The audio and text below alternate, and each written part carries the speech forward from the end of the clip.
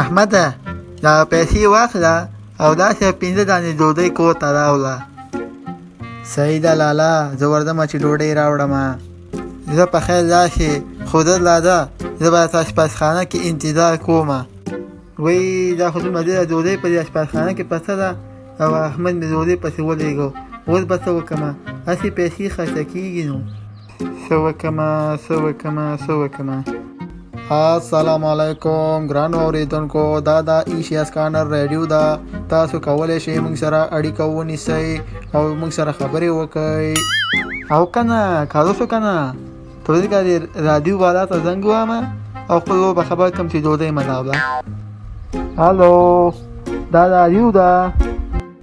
هو ګرانه، تاسو ایشیا سکانر رادیو ته زنګ والی دی، خپل مشکل ووایئ. ښه خبره داسې ده چې دا زما غږ ژوندی خپرېږي او ستاسو غږ په ټوله دنیا کې خلک اوري. ښه ملګریه دا راته ووایه چې دا زما غږ نمبۍ والا هم اوري. وی ستا خو نقامه خو ما په ټوله دنیا کې نو لیدلی، درته مې یو ځل وویل چې په ټوله دنیا کې خپرېږي. الو احمد ګله، زما اواز درځي نمبۍ ته؟ زما اواز اورئ؟ چل وکړه چې ډوډۍ مه راوړه، ډوډۍ کور کې ډېره ده، هسې پیسې خرڅه کې. زه راځه کور ته، صحیح ده چې ډوډۍ وخورو. دوستانو د نن ورځې پر همدومره خپرونه بس دی. د خدای په امان.